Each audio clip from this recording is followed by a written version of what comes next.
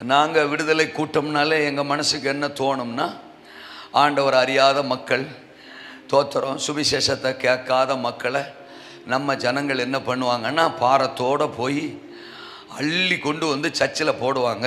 தோத்திரம் ஆளுக்கு ஒரு ஆளை கூட்டு வந்தாலே சபையில் லோடு தாங்காது. தோத்திரம் அப்போது திரளாக புதுமக்கள் வருவாங்க.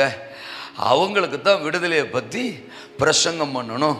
விடுதலை பெருவிழானாலே எங்கள் மைண்டில் ஃபுல்லாக காஸ்பல் வந்து உட்காந்துரும். சுவிசேஷத்தை பேசணும் அப்படி இந்த பிரசங்கியார்களுக்கு இருக்கிற பெரும் பிரச்சனையே அதுதான். தோத்திரம் நாங்கள் அந்த மாதிரி ஒரு மைண்ட் செட்டை போட வந்தால், புதுசாக வந்தவங்க கையை தூக்குங்கன்னா ஒரு 4 பேர் தூக்குவாங்க. இல்லை சொல்லுங்கள். ஆஹா, அப்போ புதுசாக 4 பேர் தான் வந்திருக்காங்களா? அப்போ எல்லாமே பழசு தானா? கர்த்தருக்கு ஸ்தோத்திரம்.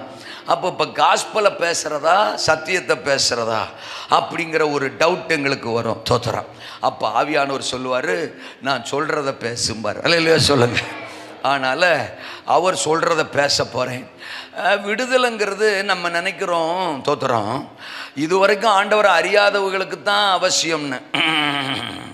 ஆனால் நான் கண்டுபிடிச்ச வரைக்கும் அவங்களை விட ரொம்ப அவசியம் இந்த ரட்சிக்கப்பட்டவர்களுக்கு தான். ஆமீன் சொல்லுங்க. ஆமீன் சொல்கிறதுக்கே ஒரு விடுதலை வேணும் பாருங்க, இல்லைன்னா ஆமீன் வராது. தோத்திரம் பிரசங்கம் கேட்கறதுக்கு ஒரு விடுதலை வேணும், ஆராதனை பண்ணுறதுக்கு ஒரு விடுதலை வேணும், ஜெபம் பண்ணுறதுக்கு ஒரு விடுதலை வேணும், சர்ச்சுக்கு வர்றதுக்கு ஒரு விடுதலை வேணும், பிரசங்கியாரை முறைக்காமல் இருக்கிறதுக்கே ஒரு விடுதலை வேணும். தோத்திரம் இப்படி பல விஷயங்களில் நமக்கு விடுதலை வேணும். ஆமேனா? இன்றைக்கு விடுதலை, இன்றைக்கு அற்புதம், இன்றைக்கு உங்களை எழும்ப பண்ணுவார், எழும்ப பண்ணுவார். அதுதான் என் பிரசங்கம். ஆமேனா? ஓகே.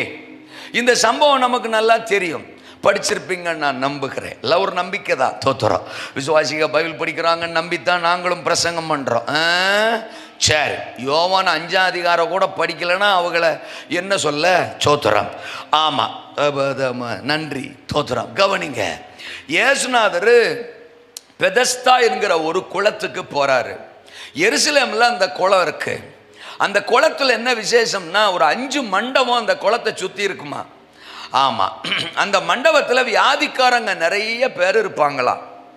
ஏன்னா எப்பொழுதாகிலும் ஒரு முறை அந்த குளத்தை நடுவிலே ஒரு தூதன் இறங்கி அந்த குளத்து நீரை ஒரு கலக்குவானா. தோத்திரம் அந்த கலங்கின நீருக்குள்ள எந்த வியாதியஸ்தன் முந்தி இறங்குகிறானோ அவன் எப்பேற்பட்ட வியாதியஸ்தனா இருந்தாலும் சுகமடைவான். அதுதான் அந்த குளத்தினுடைய விசேஷம். இருக்கிறீங்களா? அப்ப எப்பயாகிலும் ஒரு காத்தான் தூதன் வருவான், எப்பயாகிலும் ஒரு காத்தான் அவன் கலக்குவான். அப்படியே அவன் கலக்குனா